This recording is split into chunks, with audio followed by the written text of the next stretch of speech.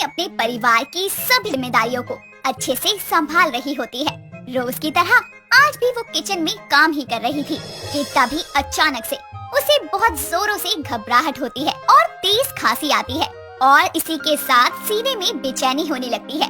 और दामिनी कहती है, आज इतनी घबराहट क्यों हो रही है? और ये इतनी खांसी के कारण सीने में दर्द भी हो रहा है, सांस लेने में भी दिक्कत हो रही है। काम करती हूँ, पानी पी लेती हूँ। दामिनी फ्रिज खोलकर पानी पीती है, लेकिन उसकी बेचैनी कम होने की जगह बढ़ जाती है और लगातार घबराहट होती है, जिसके कारण उसके हाथ से किचन का सामान इधर उधर गिरने लगता है। और इन सब आवाजों को सुनकर वहाँ फौरन पंकज आता है और बोलता है, अरे भाग्यवान, क्या हुआ? ये सब सामान कैसे बिखरा हुआ है? और तुम इतना हाफ क्यों रही हो? तबीयत ठीक नहीं है क्या? अरे बोलो ना कुछ।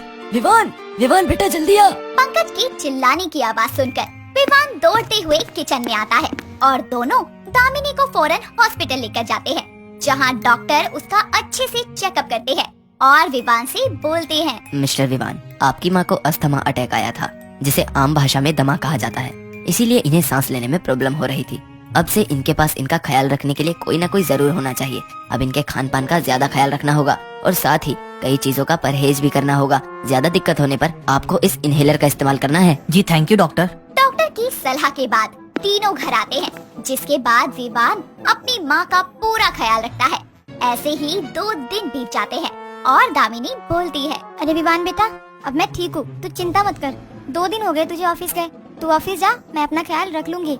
और फिर तेरे पिताजी भी तो घर पर ही है ना। दोनों बातें कर ही रहे होते हैं कि तभी वहाँ दामिनी की पड़ोसन सरला आती है और बोलती है, अरे भाई साहब, कब तक ख्याल रखेंगे तेरा? मेरी माँ तो तू बहू ले आ। औरतों का काम तो एक औरत ही बखूबी कर सकती है ना। दमा कोई छोटी बीमारी नहीं, समझी?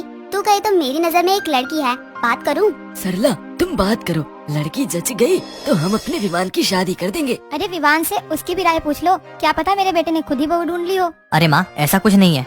सरला आंटी, आप बात कीजिए। अच्छा माँ, मैं निकलता हूँ। इतना बोलकर विवान अपने ऑफिस निकल जाता है और सरला लड़की वालों के घर पर फोन करती है और अगले ही दिन दोनों परिवार वाले एक दूसरे से मिलकर आपसी सहमति से रिश्ता तय कर देते हैं। और कुछ ही दिनों में विवान की शादी समायरा से हो जाती है और समायरा अपने ससुराल आती है, जहाँ दामिनी उसका स्वागत करते हुए बोलती है, आज मैं बहुत खुश हूँ, मेरे घर भी बहू आ गई, मैं भी सास बन गई हूँ।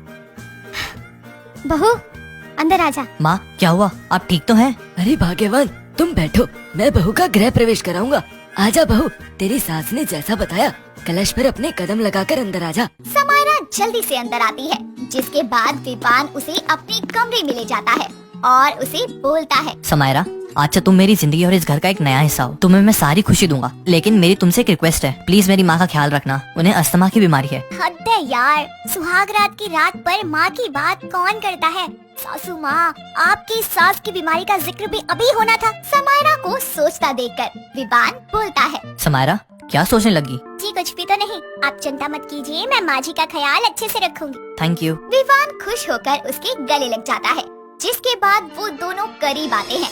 वहीं दूसरी तरफ आधी रात को दामिनी को बहुत तेज खांसी आती है और इस आवाज के कारण पंकज की नींद खुल जाती है और वो बोलता है, अरे विमान की माँ, क्या हुआ? तुम्हारी आवाज में गड़गड़ाहट क्यों हो रही है? कुछ नहीं, मैं ठीक हूँ, बस जरा सी सीने में खिंचाहट सी हो रही है। लेकिन तुम्हारी सांस भी फूल रही है, मुझे तुम ठीक नहीं लग रही। रुको, मैं विवान को बुलाता हूँ, तुम्हें हॉस्पिटल लेकर जाना पड़ेगा शायद। अरे रुकिए, मुझे बस मेरा इनहेलर दे दीजिए। पंकज जल्दी से दामिनी को इनहेलर देता है और जैसे ही दामिनी उसे लगाती है, उसकी सांस फिर से नॉर्मल हो जाती है और दामिनी बोलती है, ठीक हूँ मैं। और आपकी अकल घास चढ़ने गई थी क्या? आज विवान की सुहाग रात है और आप आधी रात उसका दरवाजा खटखटाने जा रहे थे। चलिए सो जाइए। ऐसे ही वक्त बीतता है और सुबह होती है। समायरा सबके लिए नाश्ता बनाती है, जिसके बाद सभी बैठकर नाश्ता करते हैं, जहां विवान और पंकज समायरा के हाथ के बनी कचौड़ियाँ, दही और सब्जी खाते हैं। वहीं दामिनी गुस्से में बोलती है, बहू, तेरी मुझसे कोई ज्यादा दुश्मनी है क्या? उन दोनों को तूने कचौरियाँ दे दी और मुझे ये काली पीली सी चपाती दे रही है, मैं नहीं खाऊंगी। माँ जी, आपके भले के लिए, आपको अस्थमा की बीमारी है ना, इसलिए आप ये तली भुनी चीजें नहीं खा सकती हैं। आपको ये गेहूं की चपाती नहीं बल्कि बाजरे की रोटी खानी है, क्योंकि आपको गेहूं, सोया, अंडे, दही, पपीता, केला, चीनी, चावल ये सब मना है। तो आपको ये सब नहीं खाना। तू ही खा ये सब, मैं भूखी रह लूंगी। अरे ये बाजरे की बेस्वाद रोटी का एक भी नहीं वाला मेरे गले से नीचे नहीं उतरेगा। तुम सब मुझे ललचा रहे हो ना, आज मेरा उपवास है, मैं जा रही हूँ। दामिनी गुस्से में उठकर वहाँ से अपने कमरे में चली जाती है, जिसके बाद पंकज बोलता है, बहू अब तो क्या करेगी? पिताजी आप चिंता मत कीजिए, आप सभी लोग नाश्ता कीजिए, मैं अभी आती। समायरा जल्दी से किचन में जाती है और फ्रिज से संतरे, कीवी और खरबूजा निकालकर फ्रूट चाट बनाकर अपनी सास के पास लेकर जाती है और उसे बोलती है, सासू माँ देखिए, मैं आपके लिए चटपटा फ्रूट चाट लेकर आई हूँ, प्लीज खा लीजिए। दामिनी भूखी होने के कारण जल्दी से फ्रूट्स खाने लगती है, जिसके बाद समायरा बाजरे की रोटी भी उसके आगे रखकर मीठी भाषा में बोलती है, माँ जी थोड़ा सा खा लीजिए, मैंने बड़े प्यार से बनाया है आपके लिए। ठीक है, ला दे मुझे, लेकिन आज ही खा रही हूँ बस। इस तरह समायरा अपनी सास को मना लेती है, जिसके बाद वो किचन में आकर बोलती है, टास्क कंप्लीट, आज तो जैसे तैसे संभाल लिया, अब शाम को पता नहीं क्या होगा। मेरी सास की बीमारी न जाने मुझसे क्या क्या करवाएगी। ऐसे ही वक्त गुजरता है और समायरा अपनी सास का अच्छे से ख्याल रखती है। एक दिन उसके घर सरला आती है और बोलती है, अरे वाह दामिनी, अब तो तू एकदम ठीक लग रही है। ये सब मेरी बहू का कमाल है, वो मेरा बहुत अच्छे से ख्याल रखती है, बिल्कुल एक डॉक्टर की तरह। अरे वो सब छोड़, तुझे पता है आज गली में मेरे 500 रुपए गुम हो गए। क्या कहा? खो गए? अरे कैसे खो गए? लेकिन अरे मिले कि नहीं? दामिनी बोल ही रही होती है कि तभी उसकी सांस फूलने लगती है और वो तेज की खांसने लगती है। उसकी खांसने की आवाज सुनकर समायरा फटाफट से इनहेलर लेकर आती है और अपनी सास के मुंह के पास लगाती है, जिसके बाद वो बिल्कुल ठीक हो जाती है और दामिनी बोलती है, बहू अब मैं ठीक हूँ। क्या ठीक है माँ जी, आपको इतनी तेज खांसी कैसे आई? मैं तो डर गई थी। दामिनी समायरा को पूरी बात बताती है, जिसके बाद वो आग बबूला होकर बोलती है, क्या आंटी जी आपको नहीं पता कि मेरी सासू माँ को अस्थमा की बीमारी है? अरे पैसे खोने के कारण उनको अस्थमा का अटैक आ गया, अब जाइए। अरे इसमें मेरी कोई गलती नहीं है, इसने मेरी पूरी बात सुनी ही नहीं। मैं तो इसे ये कह रही थी कि मेरे वो पैसे मुझे मिल भी गए हैं, मेरी ही साड़ी के पल्लू में बंधे थे।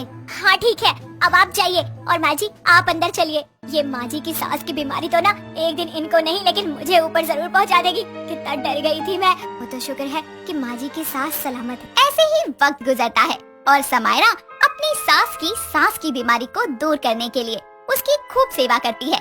लेकिन एक रोज दामिनी फ्रिज से निकालकर ठंडी दही खा लेती है और बोलती है, हाय वाह वाह, कितना मजा आ रहा है। ऐसा लग रहा है कितने अरसों बाद मैं दही खा रही हूँ। जब से इस अस्थमा की बीमारी ने मुझे जकड़ा है ना, तीनों के तीनों बस अपनी जिद थोपते हैं मुझ पे। दामिनी ये बोल ही रही होती है कि तभी अचानक उसे तेज खांसी आती है और एक बार फिर अस्थमा का अटैक आता है और सभी किचन में जाकर उसे देखते हैं और जल्दी से हॉस्पिटल ले जाते हैं, जहां चेकअप करके डॉक्टर बोलते हैं, वैसे तो इनकी हेल्थ काफी इम्प्रूव हो चुकी थी, लेकिन लापरवाही के कारण इन्हें फिर से अटैक आया। अगर ऐसा ही चलता रहा तो ये बहुत जानलेवा हो सकता है। इन्हें अस्थमा में होने वाले खतरों से परहेज करना ही पड़ेगा। डॉक्टर की बात सुनने और परिवार के समझाने पर दामिनी अपनी लापरवाही का पछतावा करती है, जिसके बाद वो सबसे माफी मांगती है और सभी घर आते हैं और फिर समायरा अपनी सास की बीमारी का अच्छे से ख्याल रखती है और सभी हंसी खुशी रहने लगते हैं।